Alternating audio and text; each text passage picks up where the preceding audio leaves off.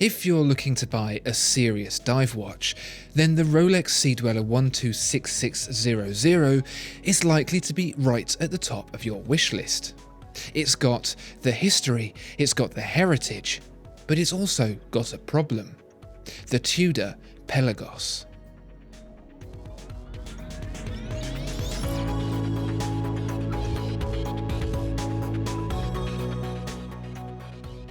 Rolex's mighty Sea Dweller has seen off far worse than this before. The Omega Ploprof, for example, back in the 60s when both watches were vying for the contract with deep-sea diving agency Comex, Rolex came through on time with a product that boasted both brains and brawn, seeing off Omega's opposition, which languished behind on specification and, more importantly, deadline. More deep dive watches have come and gone since, but the beefed up Sea Dweller has remained on top throughout. The recipe was simple. Take one Submariner, make it all a bit stronger, add a helium escape valve to prevent the crystal popping off during decompression, and there you have it. Rolex has always understood the power of simplicity. But this new contender is something different. It's not even, strictly speaking, a competitor. Tudor, a sub-brand of the Rolex umbrella, created in 1926 to sell more watches at an affordable price by using cheaper movements in Rolex cases. And it wasn't just entry-level models that could be purchased in Tudor guise. Even Rolex's iconic Submariner was given the Tudor treatment. Cleverly, this meant Rolex founder Hans Wilsdorf could sell his Submariner to international armed forces despite having an exclusive contract with the British MOD for the Rolex. But the Sea Dweller has always been kept from the Tudor brand, standing alone as Rolex's professional flagship, and although that still remains true today, it seems that Tudor has found a way around that. Of course, nothing Tudor does can be executed without Rolex's blessing, but nevertheless in 2012, Tudor presented to the world a dive watch with 500 meters of water resistance. This may be less than half what the production Sea Dweller had, but it's still on par with that of the early prototypes. In fact, it's exactly what the very first prototype Sea Dweller had. But there's another watch to be considered here, one that gave Rolex more headroom over the Pelagos. After the discontinuation of the classic Sea Dweller 16600, Rolex went all out and gave us the 2008 Deep Sea 11660, a 44mm behemoth with almost 4 times the water resistance of that original prototype Sea Dweller. Plenty of space from Tudor's Pelagos, no problems there.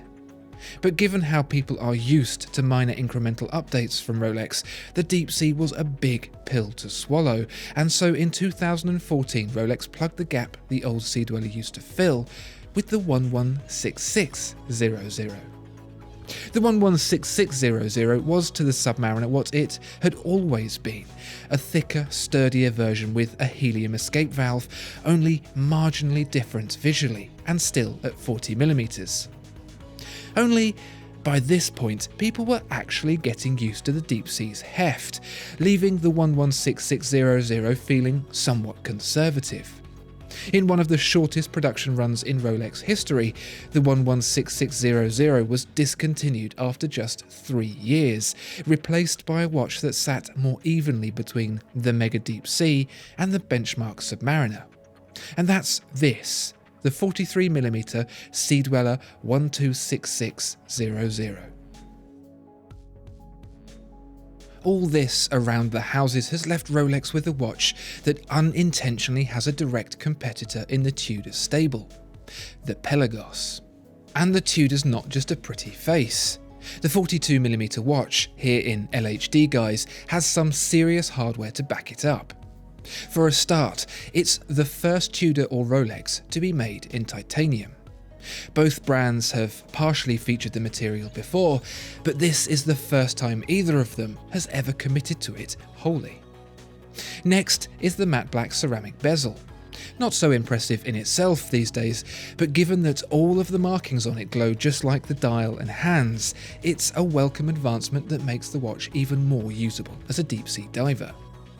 There's a helium escape valve, of course, but more of a surprise is the bracelet.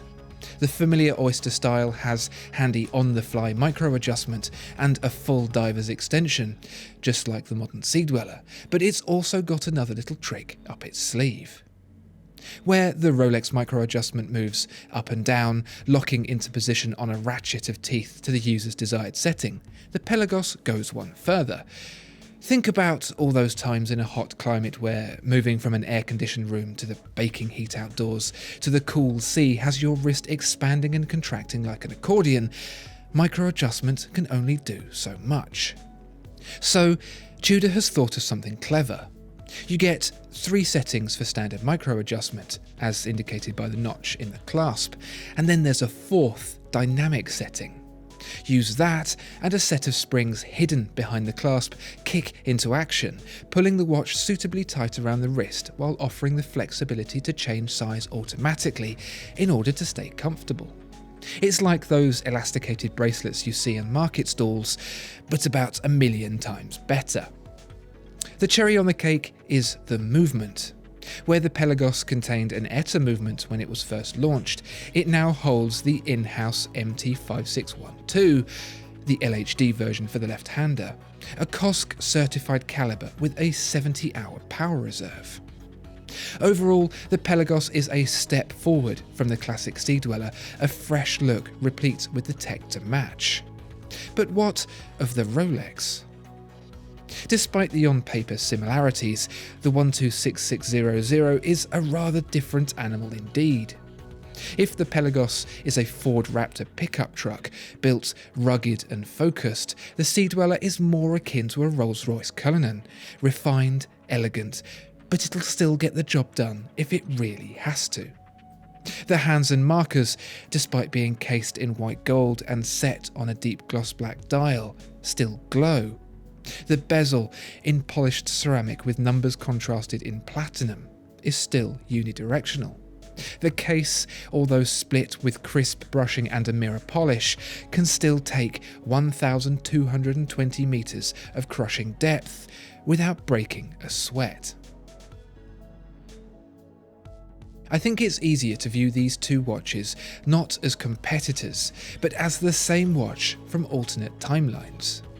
There's one timeline, this one, where mechanical watches have become as much about the pursuit of elegance and finesse as they have telling the time. And it's the Rolex Sea Dweller that results, purposeful but plush.